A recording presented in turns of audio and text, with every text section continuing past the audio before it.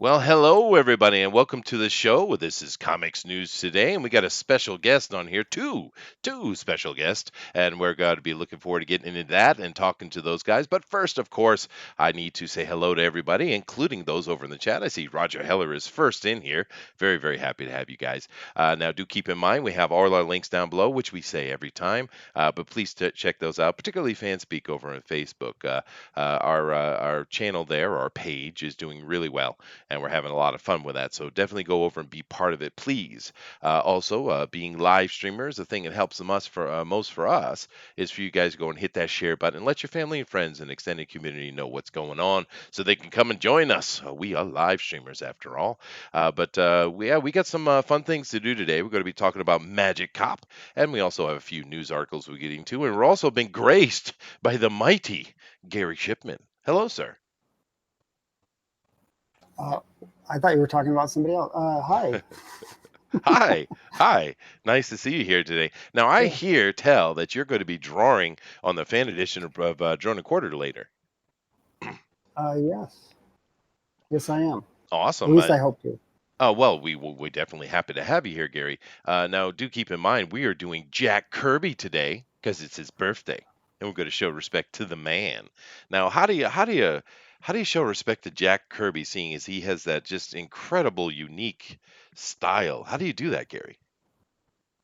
Um, I just try real hard. I think that anything that we do, any character you do, is going to show honor to him because he virtually created everything. It's true. So, yeah. It is true. An interesting thing I hear a lot of people say about Kirby is it takes time to get to like Kirby. And I never found that to be true back in the 70s when I was reading comics. Of course, I get a hold of old ones, and I definitely like Kirby from the beginning. But I hear a lot of people say it's something you have to it's an acquired taste. What do you think about that comment, Gary? Well, it was true with me. When I first got into comic books, it was because of John Byrne All right. on X-Men, and I just thought he was the best. I still think he's great. Um, and then Kirby just seemed like he was a guy who was like phoning it in, and it took years until I realized that, or at least from my point of view, that he really has major skills. And looking at stuff, like I guess yesterday on Drawn and Quartered, we were drawing some Kirby stuff, and Mhm. just looking at his work, just for reference or inspiration, it's just amazing. It So is yeah, amazing, yeah. The guy really knew how to take the two-dimensional space and make it feel like it's alive. He's amazing at that. Really, really good at that. Anyway, very happy to have you on here with us today, Gary. And of course, I'll go over to our other resident artist here, George, and ask, what do you think about the Kirby Man? I feel inferior. In fact, I feel so inferior. I can't believe it. You got Gary Shipman and Magic Cop guys here. My ego can't handle this. That's okay, George. Just make sure you keep the angst in the bag, and be nice. That's all I ask. Okay, be nice, be positive, positive. All right. Of course, guys, we're also joined by the Dinale Lama himself. How you doing, dude? I'm doing fantastic. It's really hot here, so you know, I'm just hanging out, watching a storm roll by. All right. Yeah. Yeah. We've had a lot of bad weather here too, but it's okay. Me and my German dog are in the air conditioning. We're doing good, man. Yeah. Of course, happy to have you here. And now keep in mind, Denali does have a hurricane bearing down on him, so we might lose him here this weekend. But that's all right. We will keep his spot warm for sure. All right, guys. Well, that's our little hello to everybody. Very happy to have you in here. And of course, I am urged to mention we also have subscription buttons and likes, and we'd very very happy if you guys hit those as well. I guess, and there's supposed to be some kind of bell thing, so dingle your bell. And have fun with that. Nevertheless, hmm let's come over here and say hmm hello to our guest today. We are going to be talking about Magic Cop. Now, this is a Indiegogo that we talked about before a little bit, and I think George actually was talking about it, brought it to us, and we were, or Todd maybe. We're happy to have these guys on with us finally and talk about the project. So it's going to be a lot of fun today. So let me come over to the writer brother first, because keep in mind these are two brothers, and I hope everything stays civil. But I'm going to go to the writer brother first, and writer brother, his name is Phillip. Hey, Phillip, what's up, dude? Good. Thanks for having me. Just happy to be on the show and talk some geeky stuff with you guys and talk about Magic Cup. Yeah, no, absolutely. We're looking to get into it, dude, and we got all that stuff set up. But before we jump over to the Indiegogo page, we'd like to get to know you and your brother a little bit. So you are the younger brother, but you are the writer, which means you're the boss, right? Yeah, that's correct. That's correct. All That's the good correct. ideas come out of me. There you go. So All right. younger by 5 years, so Brandon's got 5 years on me. Oh, really? Oh, this is the same as me and my brother. 5-year difference. Okay. I Cool. feel your pain, Brandon. I feel it. But let's start out here with Philip. So, Philip, what we'd like to know before we get into the project itself is, same kind of thing we ask all the time is two questions, really. One, how did you get into comic books? And two, how did you find this community, this indie revival community that's going on? Sure. Yeah. Comic books, of course, got into it when I was young. I think the first comics that I really got into were the really old Plastic Man comics. Oh, okay. Uh, All right. I think the cartoony aspect of Plastic Man really lends to the imagination of someone that's really young. So reached down to those, and those were some of the earliest I remember, and probably the first Alpha Flight book where the cover is like the Alpha, like all the Alpha Flight and X-Men on the cover. Mm-hmm. I remember that very well. And then from a young age, it was off and on. I never really went to the comic shops a very lot until I got into high school. And then I had a friend that is like, man, you should be reading comics. And it was right around the time that the book The Joker came out by Azzarello and Lee Bermejo. Okay. I saw that and I really got into it. And so there was a local comic shop in my town and just went all the time and got a pull list and just really got into it. And even from before that time, I was very into imagination, coming up with characters with my brother, who was sitting in the back of our parents' car, just imagining things in different situations and daydreaming. So writing, and especially in that aspect, has been a part of my life forever.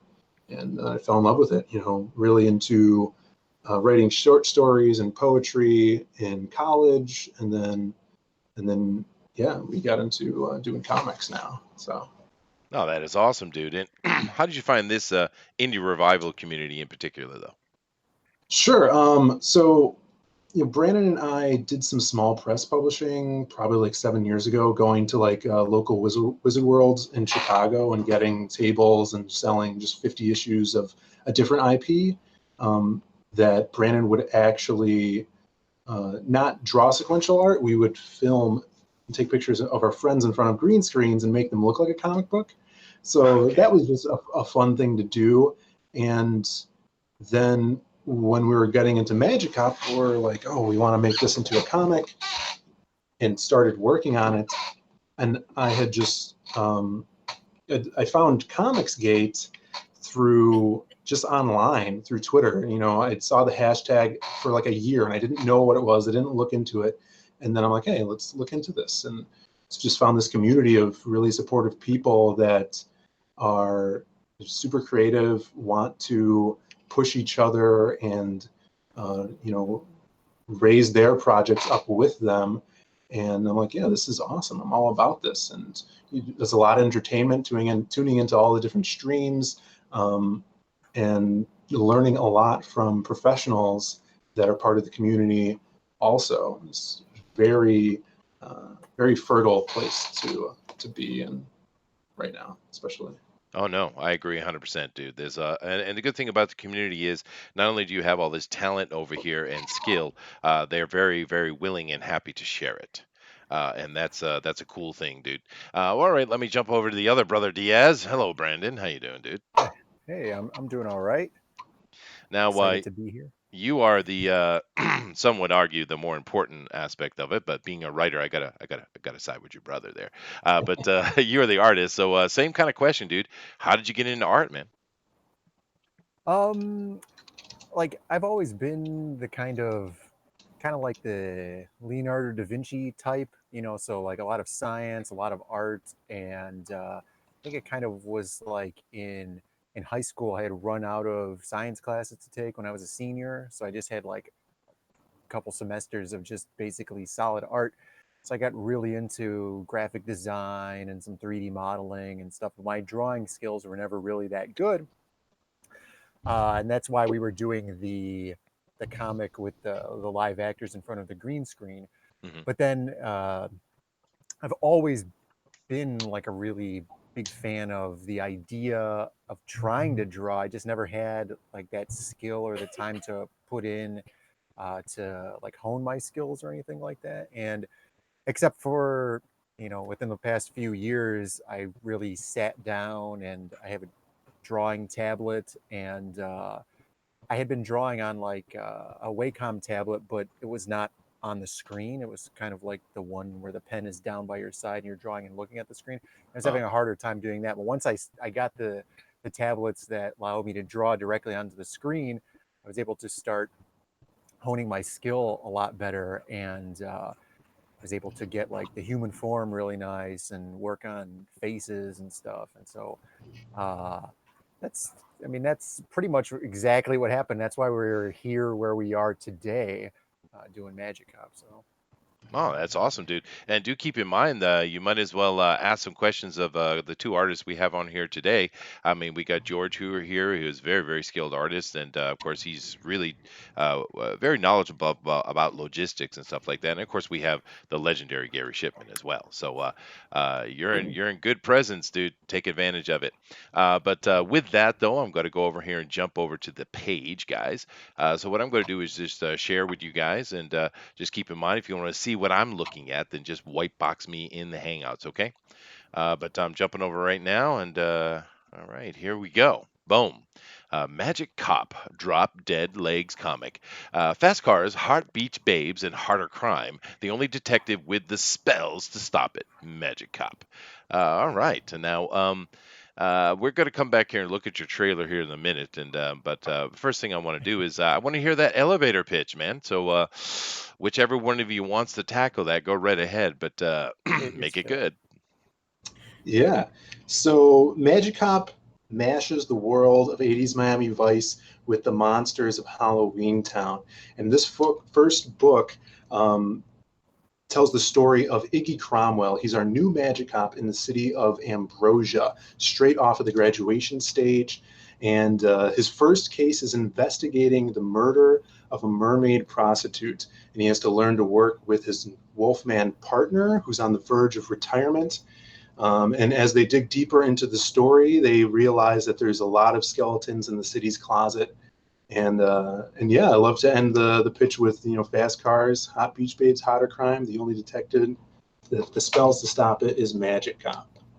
Rock on, dude. And it's really neat to see you've had some pretty good artists come on here and help you out because we get this cover up here from Pablo Romero. He's of course one of our favorites over on Fan Edition. And I also see Elliot Fernandez threw something at you here. That's nice, dude.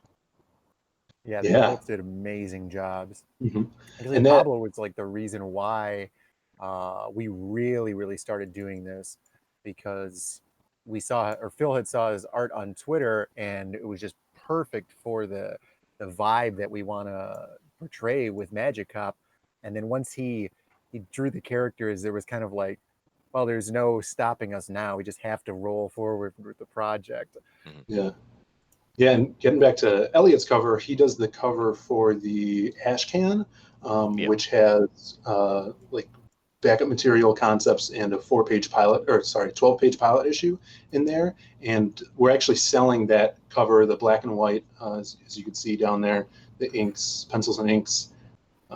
So that is still up for grabs. And he just killed it. We definitely wanted him to hit that, that his style. He's Hmm. doing it like the animation style and hit it like a movie poster. Sure. I think he knocked it out of the park. And with the colors by our great colorist, Eugene, just killing it also, making it super radical. Oh no, Elliot's a great artist. I'm surprised there's not more red in there though. Anyway, just Sure. you did say something beforehand. You were talking about people who backed during this show. You were talking about something like that. Go ahead. Yeah, so I'm gonna pull this up here. How do you screen share? So for backers that back during the stream, we are going to give them a free print. Pull All it right. up here. Too many screens. So this is a fan art piece that Vic King did the day that we launched, Hey, Vic. and yeah, and he just shocked us. We saw it on Twitter, and we were scrolling past it, and I'm like, "There's no way another person made a character like this," because this is Madam Sith. She's the head of the prostitution ring in the city, and she's like this Gorgon Medusa character. And Brandon, designed her a few years ago when we were coming up with the idea of Magic Op, and he really kept that femininity with the human mouth. But if we'll show it in the book. She's all green, and we wanted to offer this to anyone who backs during the stream as a free print. We're going to get it colored by our colorist, and I think Vic just killed it, captured the character perfectly. Oh, awesome. So there you go, guys. If you back this project during this stream, you get a free print added on. Very nice. And I don't know which moderator I have in here. I think I saw Joshua knocking around. But make sure you drop that in here. If I don't, someone to drop that, Dinale, make sure you put the link to the Indiegogo, please. Yeah, it looks really good, dude. Let me come back over the other side and take a look here. Now, as I'm going through this page and coming down here, I see you got your story and you have all the information, which is great. And you have yourself some stretch goals and et cetera, et cetera. So it's a good looking page, actually. You got to set it proper. We have all our perks here on the side, and we have a feature. So you've kind of followed all the little rules you're supposed to do when you set up an Indiegogo. So good on you for that. But what I'm going to do now is I'm going to watch your trailer, and I have a very important question for you. Am I going to be happy? I think so. Okay, I think so. many I think- people I tell think me we- that. I think we've Bill did all the managed work to. on it, so I think we managed to top the Wart the Wizard trailer. Okay, all right, all right, well, all right. Here we go then. I'm clicking it. Hey everybody, it's Phil and Brandon, writer and artist. of Magic Cop, our newest graphic novel from Zaid Comics, live here on Indiegogo. So jump in on the action with us with this trailer right now. Oh, okay, all right. Zaid Comics, Magic Cop.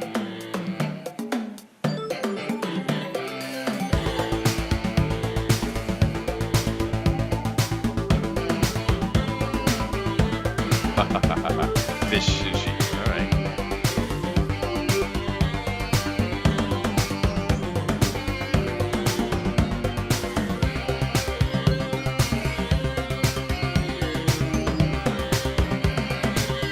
The unicorn.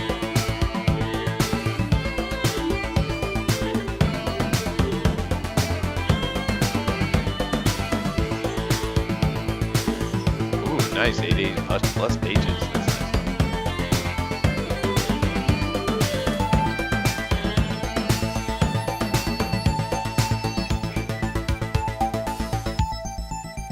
All right. We have the Irishman. Gotta have an Irishman.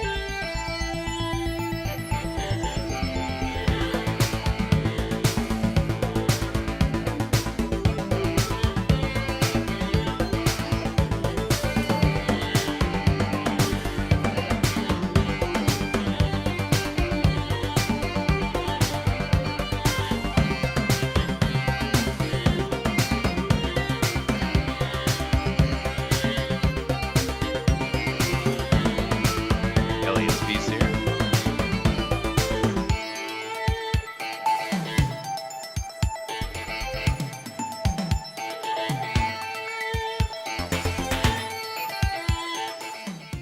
Thanks for watching everybody, and remember, we need your help to make Magic Cop happen. So spread the word and hop on in. Let's go make some comics. All right. Nice car, too. Like the car. Thanks. All right. Well, Yeah, that's pretty good. It's not bad. I think you might want to cut it down a little bit. I think it's a little bit long, but it's a solid trailer though, and that's what we like to see. The one where you have someone sitting down in front of the camera saying, "I've been working on this for 4,050 years, and we're finally bringing it to you Yeah, folks." Yeah, we don't want that. those Uh, are the so worst. so it works. It works. But all right. Well, let's come over to our panel here. And now, Gary, we've been sitting here going through this project and take a look at the art and the concepts and stuff like that. What do you think so far? I'm sorry, were you asking me? Yes, I am. You are Gary.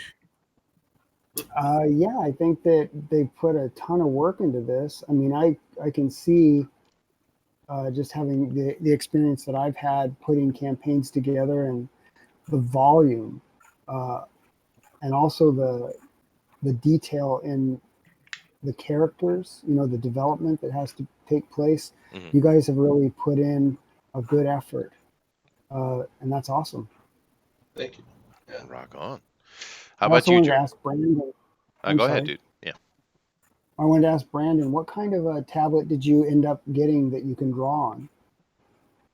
So I started off with a Samsung Galaxy Note 12.2, but then I graduated up to the Wacom Mobile Studio Pro 13-inch, and And I you like used. that better? Yeah, I like that better because I can control the resolution of it. The Galaxy Note has a maximum resolution of like 800 by 1200 or something like that. And then on the Wacom tablet, which is just a computer basically, you could use Photoshop or whatever, but I'm using Sketchbook Pro, and I just increase the pixel. I mean, like the resolution of the picture so that I could draw like if it was on paper or something. Okay, cool. Yeah. And I Awesome. switched to the but I switched to the felt tip nibs. So if people like I guess maybe some people don't like drawing on there, but if you don't, try the felt tip nibs because it feels a lot more like drawing on an actual substrate instead of on a screen. It Oh, gives you a cool. lot more texture feel. Oh, there you go. All That's right. interesting. Yeah. What about you, George? What do you think so far? It's a two-parter. Where did you learn how to draw, and where did you learn how to write? We'll start It's with the where? how, I think was the word he Get it, wanted to Bill? say. English is not his third language, so it's all right. He's Canadian. Forgive him. Oh, Oh, Start all with a right. Well, writer. Go ahead. all right. Yeah, I'll take that. I've, you know, I did take classes in college for writing. I took short story class um, and creative writing class, and those actually taught me a lot. Like, if you guys didn't go to college and haven't taken classes like that, they give you a lot of insight and tools to use, kind of tropes and the way you structure a story. So those are really good. I also took a mythology class, which was awesome. Mm, A lot of insight in, the hero's journey arc and how all mythologies have very similar stories from all across the world, and it's really interesting. So those I think really helped my storytelling, using those tools and implementing them. But other than that, just I think as a writer, reading is great because you're absorbing other people's techniques, and you could pick those tools out and put them into your toolbox. So I read a lot of comics, and I think just the practice of character creation and jumping from different genres to genres just allow you to flex your muscles as a writer. mhm. Oh, awesome. So yeah. Now, before I go over to your brother, I do have a question for you because you mentioned something in pre-show that I thought was interesting. You had talked Mhm. about the fact that the Magic Cop, which tell us what his name is, but the main Don Johnson character. Yep. You talked about the fact that he's a legacy character and something about the wands passing down, something like that. Yeah, so Ignatius Cromwell is his name. He is a magic cop, and magic cop is like the elite law officer in this world.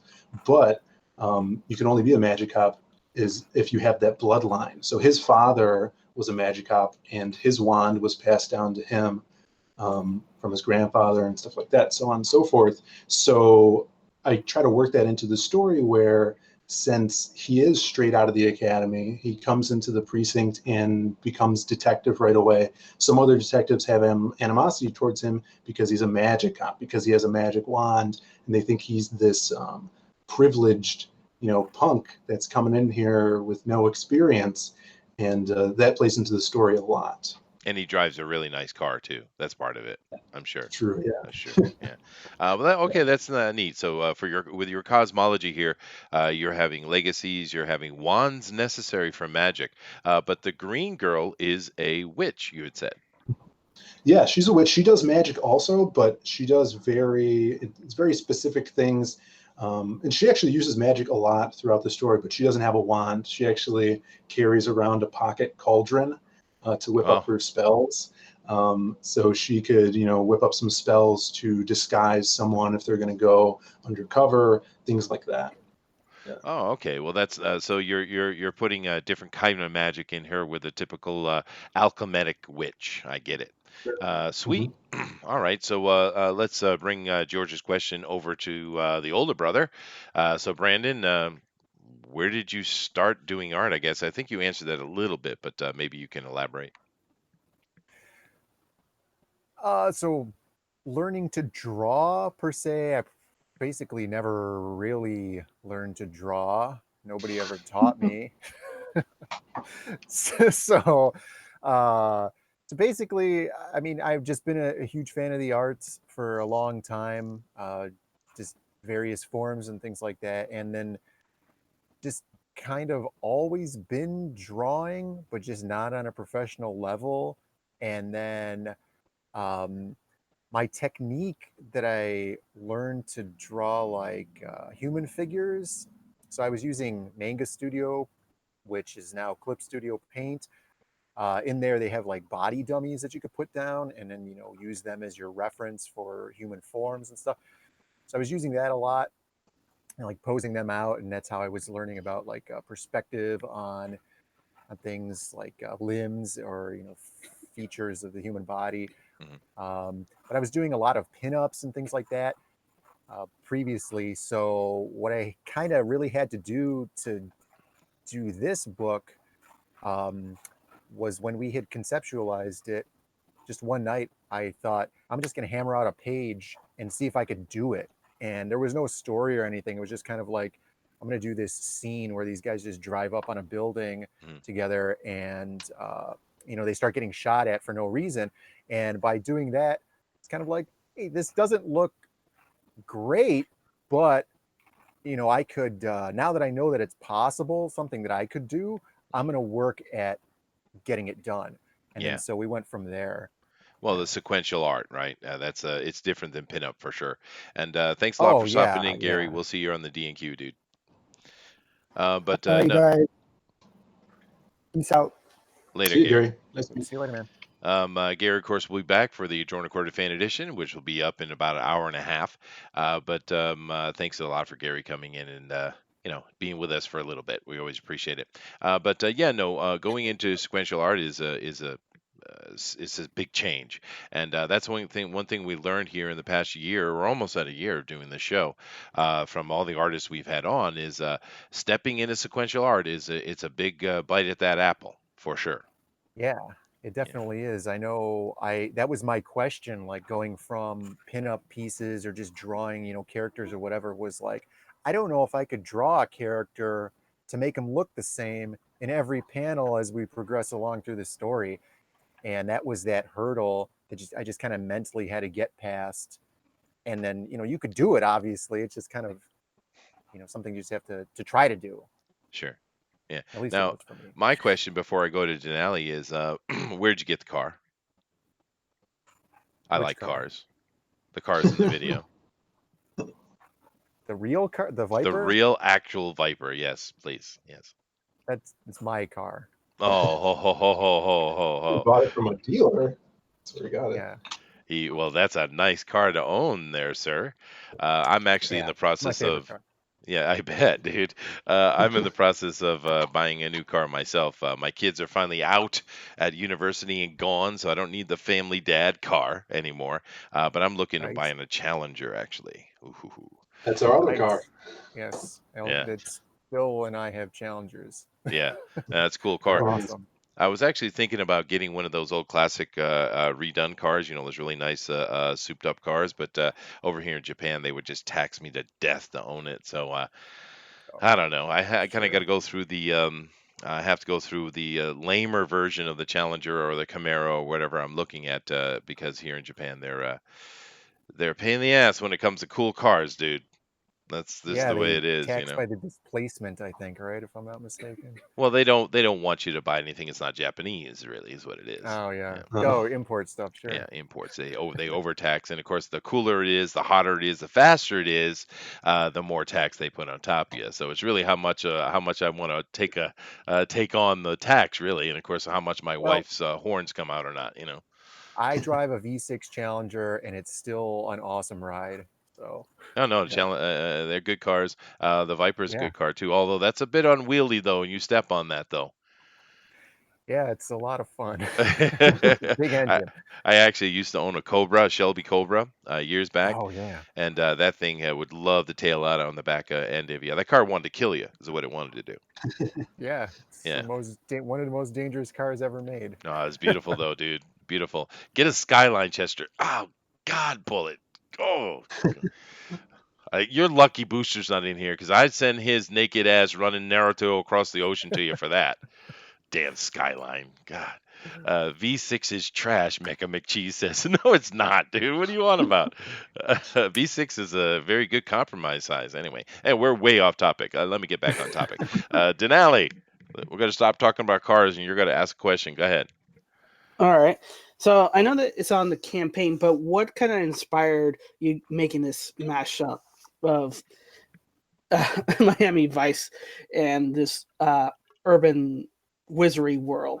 What was this inspiration? What sparked this, mashup to come to the forefront?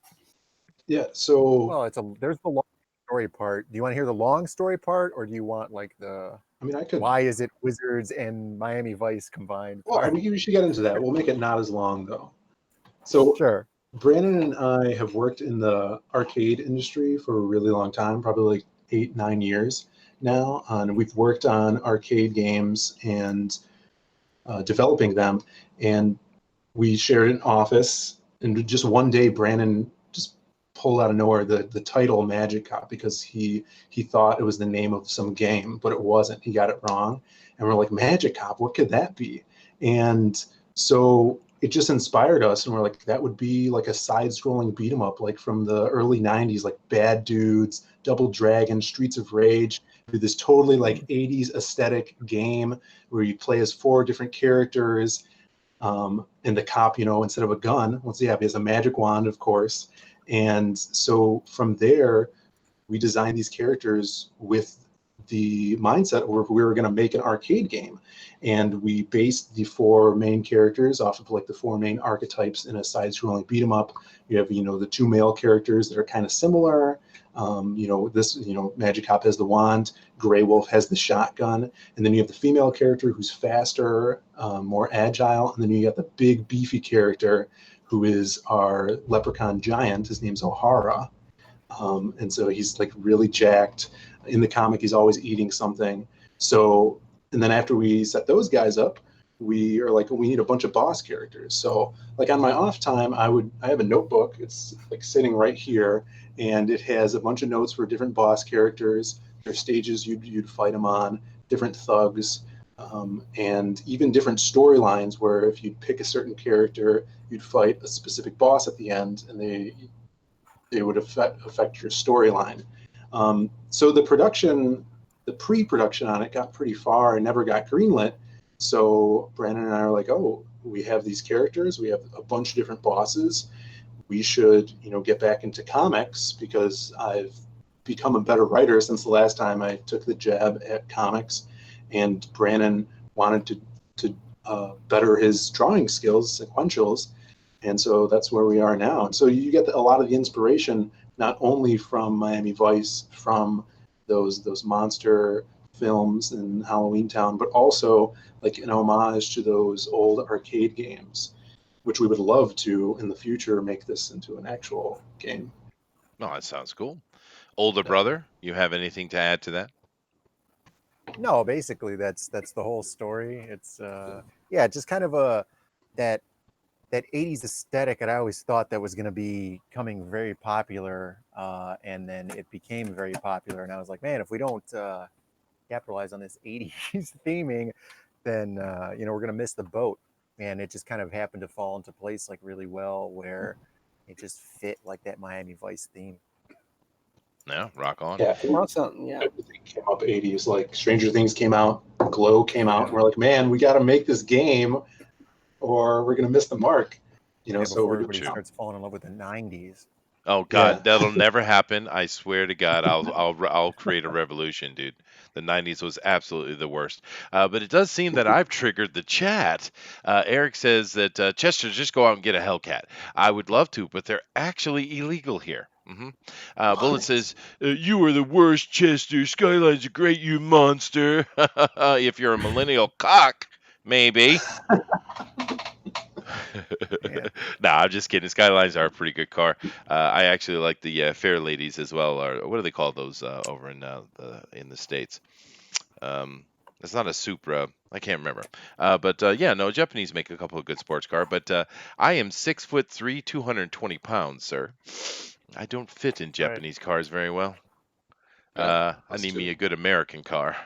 You know what I mean? And they're much cooler anyway. It's just the reality. That's right. But the Skyline is a great performance car, though, for sure. Anyway, all right, this is what I'm going to do. I'm going to jump over and we're going to start talking a little bit about our news that we have today, and then we'll come back at the end and take a look at their perks. All right? So you guys stick around. Definitely give us your opinion on the news because we have some doozies, as usual. And all right, let me share screen again. And all right, here we go. Are you ready, Dinale? Are you ready? Yeah. I'm ready. Oh. From Bounty into Comic Report, Marvel and Disney is developing American Chavez series for Disney Plus. Now, which The American Chavez is it going to be? transdimensional. Is it going to be the original, or is it going to be this new horrible monstrosity? It's going to be the new one, the transdimensional. Transgender, trans something. Whatever. Yeah. Thing that they say. Well, Whatever. of course, we know that the wonderful and stupendous Gabby Rivera gave us the retake on American Chavez, and it was just so wonderful that it failed almost immediately. But American Chavez, we don't talk about it much anymore because it did die, so it was such a horrible death. And of course, Brie Larson bringing the Captain Marvel of DeConnick's Captain Marvel to us, and that's kind of taken up a lot of people's focus. But I didn't forget. I did not forget. And damn, why would you waste our time? Why would you put something out that's going to die immediately? No one wants a very, very angry lesbian Latino that's going to kick everybody's ass. No one wants that. Nobody wants it. Hold on a sec. I want it. I'm a You lesbian. don't want it, George. You don't want it. There we go. Ended that conversation before it started. That's the way it should be. You're still angry from the West Coast Avengers. Oh, that was horrible, dude. Jeez. We had to read. But no, this book was so poorly written. The art was outrageously bad. Now they could fix that in a TV show, of course. But the real problem also with it was just so hateful. This was a hateful book, dude. We don't want comics are about having fun, man, not about hating on people. And it's really too bad because the original creators of American Chavez, I thought it was a cool little character. But they went and ruined that horribly, and they're gonna just jump 100%, two boots in, man, and they're gonna bring us this hateful thing. You Diaz brothers, you have an opinion on this? I don't know anything about this character. I know that she popped up again a few years ago. I didn't even know there was an original version. I only know this version. Is she did they try to make her like Superman? something. They did. They overpowered her. They gave her, every power in the universe. She's super strong. She's super tough. She can jump through transdimensional portals. She can jump through time. She can do whatever she want to do. And the lesbian thing doesn't bother me. I don't care. There's nothing wrong with that. But she's Yeah, I an like lesbian. angry, hateful lesbian though, and she hates the white man. Got to get that white man. That's weird. It is Yeah, weird. that's Yeah. horrible. Agendas Sounds, are sounds really like bad bad for writing. stuff.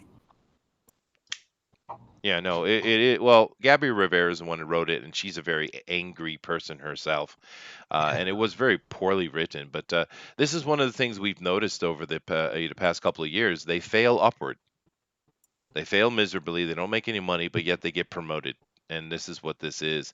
But for me, the American Chavez book was one of the most, if not the most egregious thing that has come out of modern Marvel, because it's so hateful. It could have been cool too.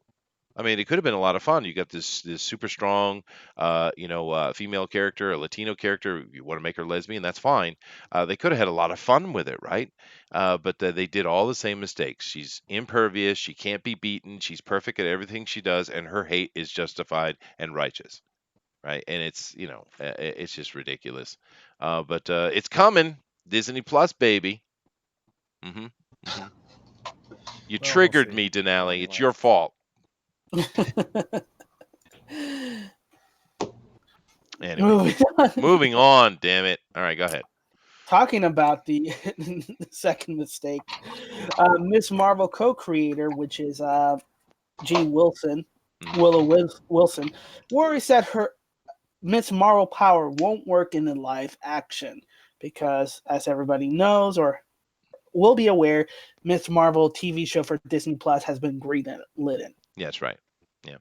Now, this one's less egregious to me though, because I know where they went with Miss Marvel, and it was the same kind of hateful, progressive politics. I get it, but it started out really well though. It started out really well. So it depends on where they go with it. But as far as her powers coming on live action, I think it's a fair question. She can stretch everything on her body, I guess. She's kind of like Mr. Fantastic, but the only thing they ever use is their giant hands. I mean, that's all they ever do, right? So Right. what do you guys think about giant hands Miss Marvel being on a live action show? You think they can pull that off? I think it's going to Uh, get really tired really fast. Yeah, I Like, how agree. much could you do with that? Yeah, not a lot. And it's such a shallow the character. the only Right. other the only other show I know of them doing stretching on like TV show is Elastic Man is on the Flash, right? And they did I some stretching with them, Okay, I don't know, but all and right. And the I boys had a could probably stretcher on look. it too. That's true. Oh yeah. Yeah, I kind of blocked that out, Oh, really? but Okay. Okay. yeah, those scenes. But but yeah, it depends on how much money they're pumping into these shows. Because if you're talking about a show like Swamp Thing where they spent a bunch of money on it for the DC streaming service, and most of the stuff looked really good on there. hmm Doom Patrol, they're spending a lot of money on those. So it is Disney. We'll see, but But like it's like, a it doesn't matter tiresome how power. good the graphics are if all she's doing is the same thing over and over again. Like Yeah. when you're Green Lantern and all you're doing is shooting laser bolts instead of doing some really cool like flying jets and all this other stuff. Like it's a waste, and so all they're Yeah. going to do is just these giant fists. It's going to be boring. Yeah. And Eric is correct. Don't say Flash. That will trigger Chester as well. Oh no. I'm holding it in there, Eric. I got it. I got it. But uh, but uh, this could be a good show. It could be. Like I said, because Miss Marvel started out really well. It was a good start, but it just they allowed it to go down that progressive street, and they killed themselves. And of course, it's one of the least popular characters right now. But I don't know how they'll pull it off. It's hard to do that and make it look not weird and silly. I think silly is really the word. But if they go with a comedic approach to it, and of course, there's rumors that Squirrel Girl might show up. If they go that route, it could be fun, right? Like Doom Patrol. Doom Patrol had some weird, goofy stuff in it, but it was fun. It was a lot of fun, and of course, it got canceled. That Swamp Thing looked great. I agree. It looked a lot like The Thing, John Carpenter's The Thing, but Mhm. it got canceled too. So you know, I think they're doing a second season of Doom Patrol. they are, but after that, it's done. So Okay. so in one way, it's good because they know, okay, this is all we got, so they can kind of try to wrap it up. But Swamp Thing just got murdered from the beginning, which I don't know. It looked great. Oh yeah, it was great. The reason they said behind that was the money. They spent too much on the first season Hmm. and thought they were going to get taxes back from the state, and they didn't get enough back for a second season. Oh, wonderful, wonderful. That's all right. Good thinking there. And of course, we're gonna get more Titans, aren't we? We're gonna get more of that crap, aren't we? Yeah. Yeah. Yep. Yay. Yay. Anyway, moving on. Uh, now this one is actually comic book related, not live action or animated. Go ahead, Dinelli. Right. So to tie into the big news that Black Knight's going to be with the Eternals and Moonlight's going to have their own series in Disney Plus, they're going to be pushing these characters in Marvel Comics 2020. The problem is they're not going to tie these characters to the TV show. Mhm. That's not getting anybody making incentive to buy the comic books in the first place. So Well, it's going to be Yeah. yeah. Yeah. Well, I mean, because we know Kit from the Game of Thrones, Jon Snow character guy is playing Black Knight. We know this with the Eternals movie. It's Eternals, right? Yeah. Yeah, yeah. And of course, they've been talking about doing a Moon Knight too, which I'd love to see him do it well, but we have to wait and see. I don't have a lot of faith in Disney Plus moving forward, but we'll definitely give it a shot. But of course, let's talk about the comic books and I guess bringing Black Knight back and having more Moon Knight would be fun. But the problem is, it's rare that someone does Moon Knight well. And Black Knight is, I mean, how are they going to balance it? Is he the villain or is he the redeemed hero? I mean, which Black Knight are we going to be looking at? I'm curious. Any opinion, George? George has no opinion at all. Yeah. No, I have opinions, but they're all angry opinions. Oh, And I wanted to keep this stream a very happy stream today. all right, well, there you go. Thank you very much, George. And Benedict Yates says, I think a Miss Marple and Miss Marvel crossover would liven things up quite a bit.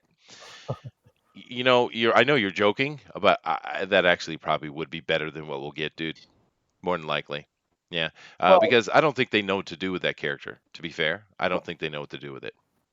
Okay, here's the silver lining. okay, I have a comment. I have a comment. Okay. Okay, I'm gonna try to take the anger out of my comments. So this is where it's coming from.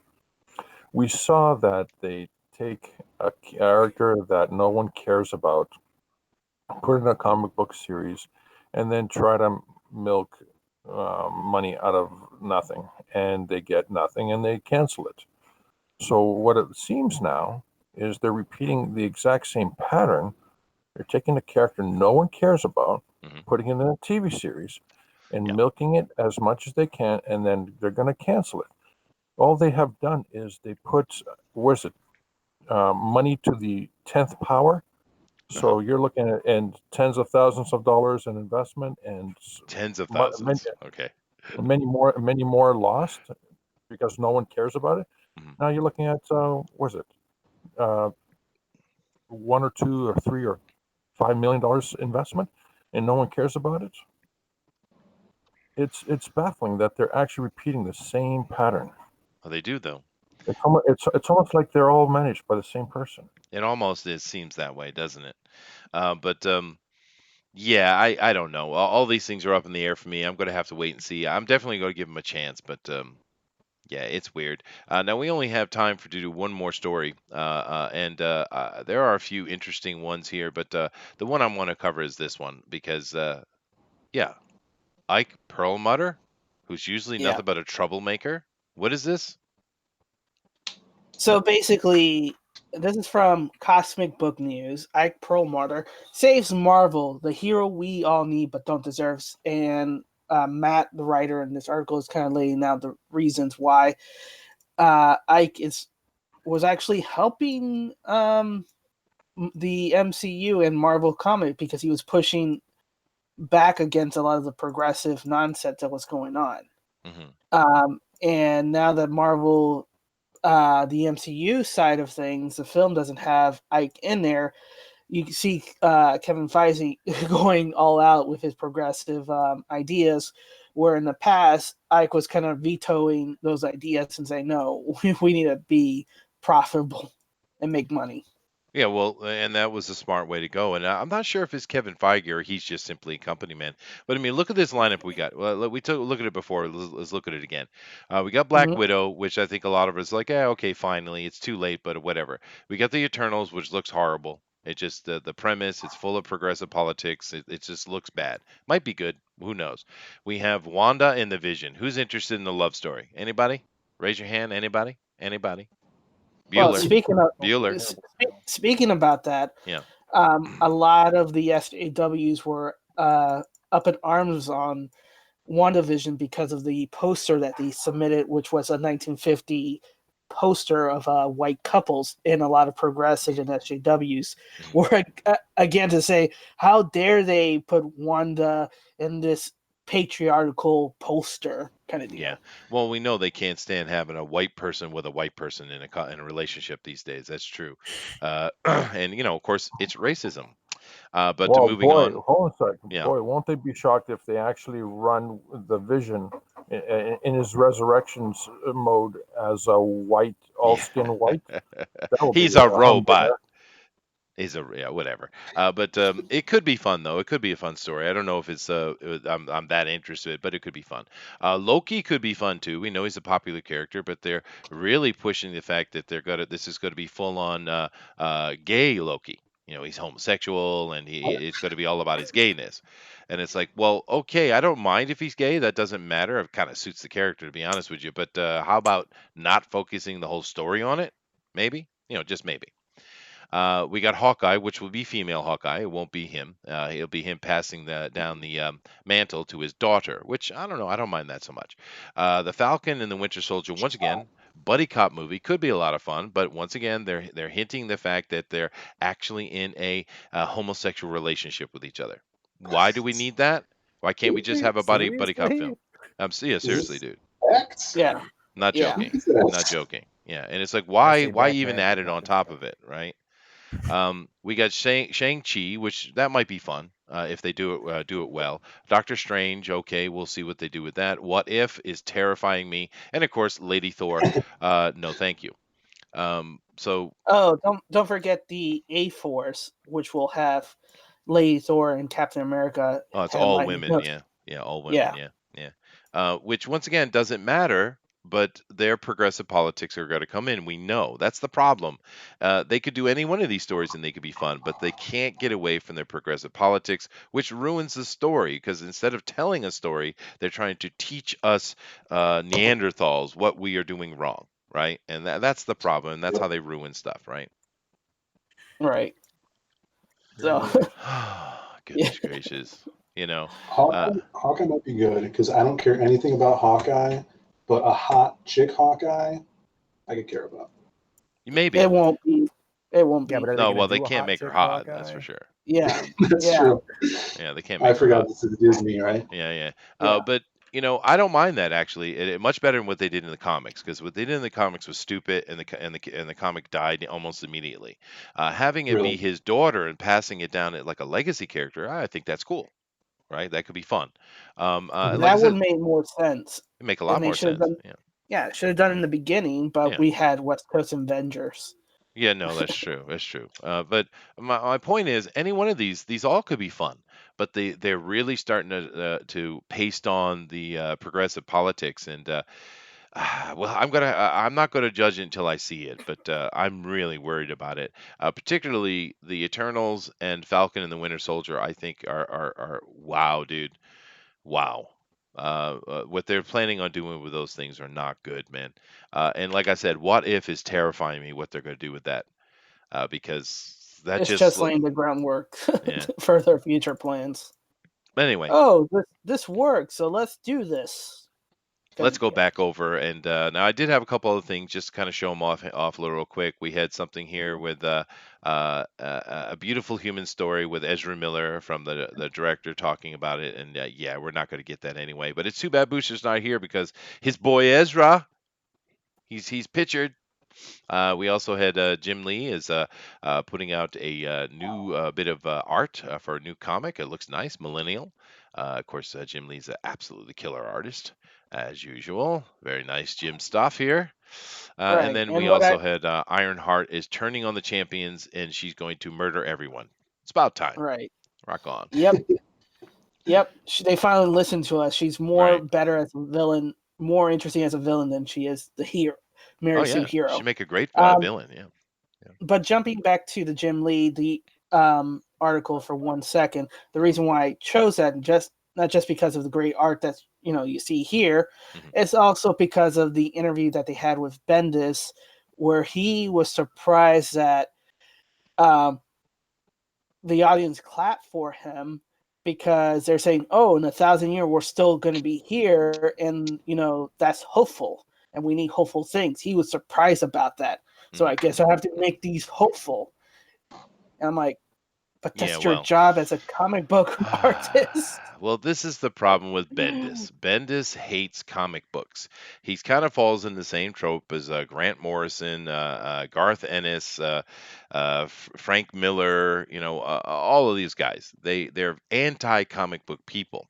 But the thing that they did was is they told their stories, their anti-hero stories, really well.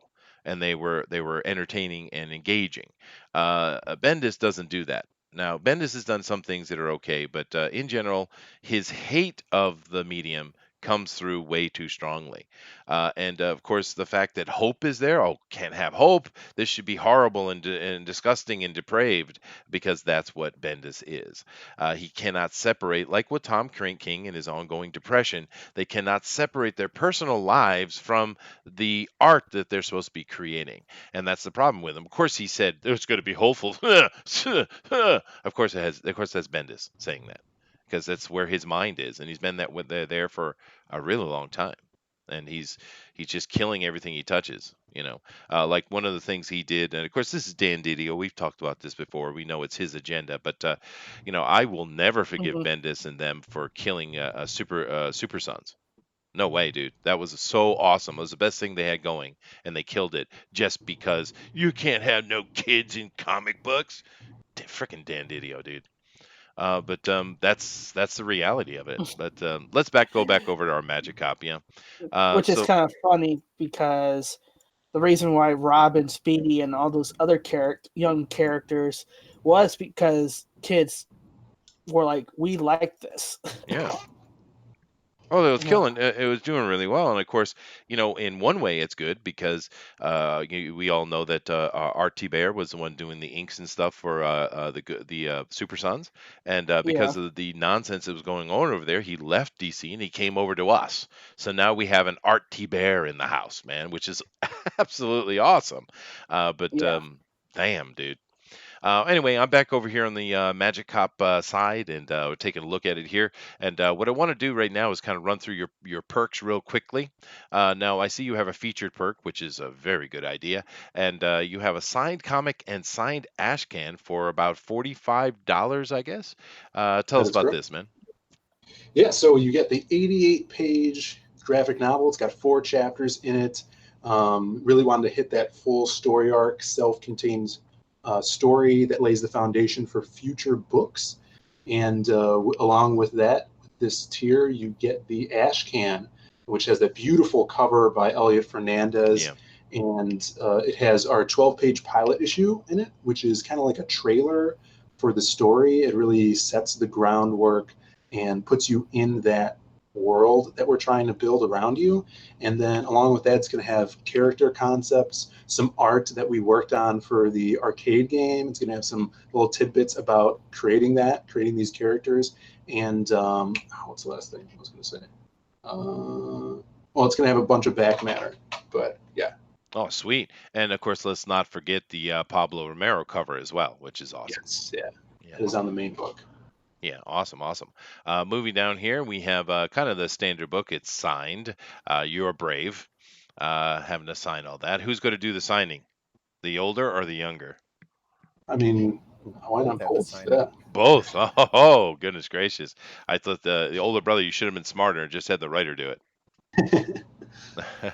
But anyway, that's cool. So we got $25, pretty standard price. Now I'm not noticing a digital yet. Do we have a digital? Oh, we do. There it is. Yeah. Uh, There. v- Yeah. Very good.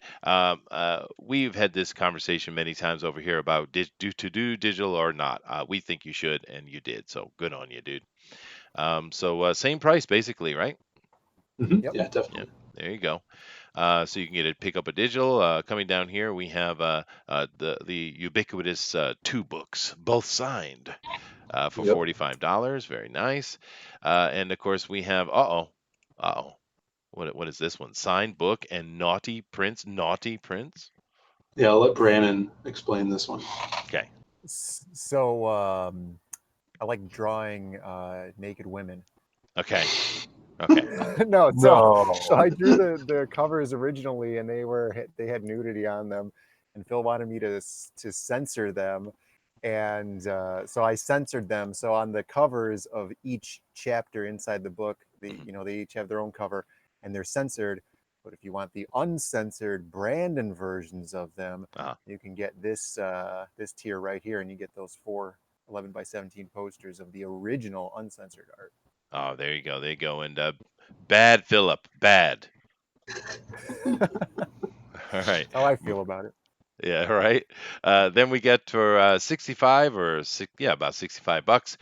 We Mhm. have the comic, the Ashcan, and 4 prints. Nice.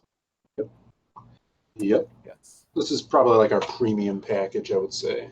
Sure, sure. Well, I like your featured one. The featured one I think, is Yeah. good value. But it does say the word censored. I don't know. Kind of puts me off. I don't like that It's You word. true. can get the uncensored one. Say you want this, but you want the say we want the comic and the Ashcan and the 4 censored prints. You can add it as an add-on. There is a 4 uncensored prints pack Ah, for like Mhm. $10 or something like Yeah, that. Indiegogo does this great thing now where you could throw add-ons into your campaign. So you sure. can get almost everything as a print here. You can get the interior covers. You can get Elian Fernandez covers as a print. Hmm. And we have sticker packs and an extra book if you get something and you want another book. Throw that on there. So the add-ons are Yeah. awesome. That's at Add-ons checkout. are awesome, and it took them long enough to copy Kickstarter on that. I mean, goodness Yeah. gracious. Yeah. How about that? Yeah, about time. Yeah. Mhm. But here we got the brick and mortar bundle here. 5 comics. Definitely. Yeah, Yep. absolutely. Retailer pack, you get 5, and it comes with a retailer poster also. That's going to be only for this perk. All right. And now we're getting into the big boy ones here. Yeah. $300. What are we getting for that? Yep.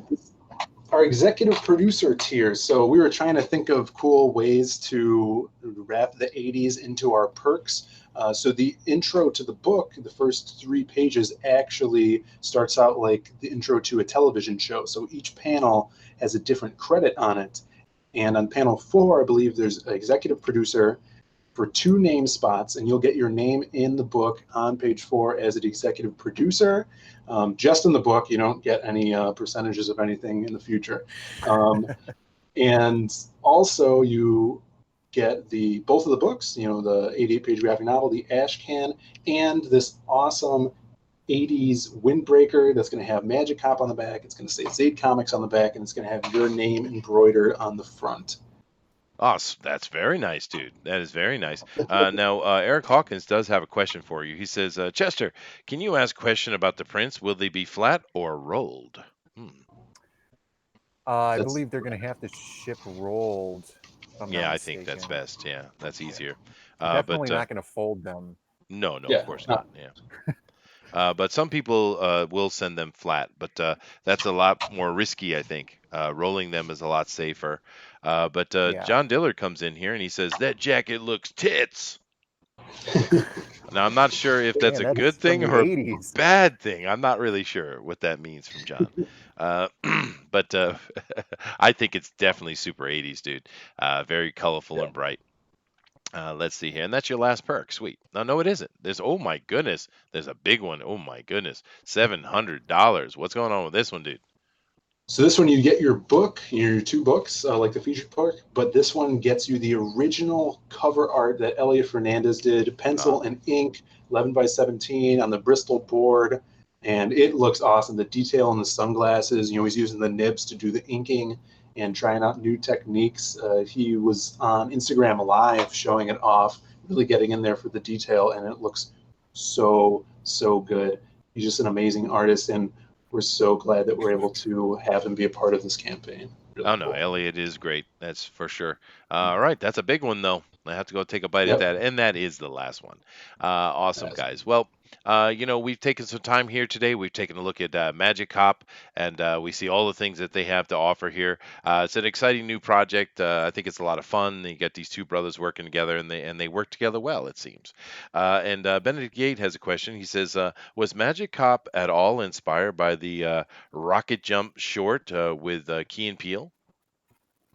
No, I love Key and Peele. I don't think. Do you remember that one, Brandon? I don't remember that one. No, I never saw it, but I looked up Magic Cop on Google, and it filled in Magic Cop Key and Peele.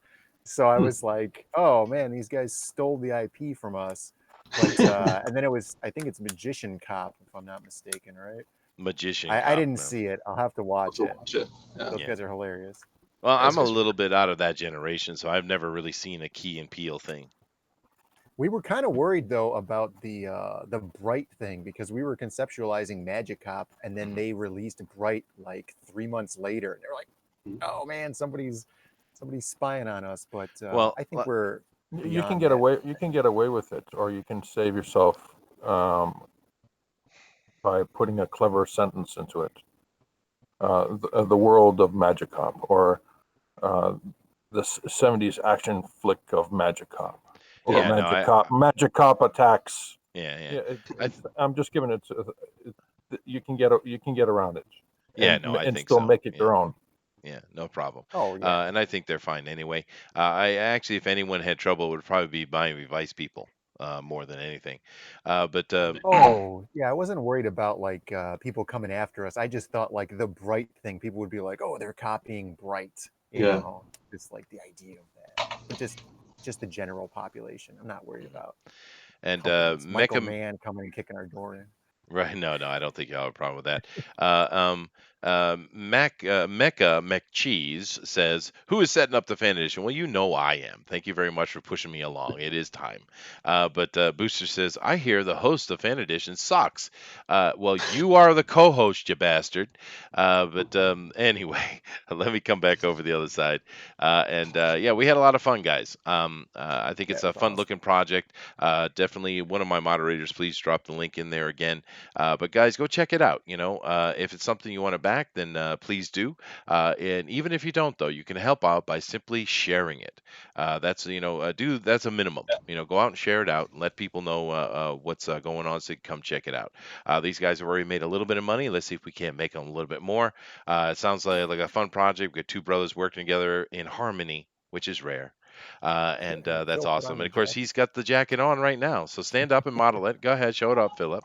Let's see it. Let's see it. Too tall. I'm 6'5". Oh wow, you're taller than I am.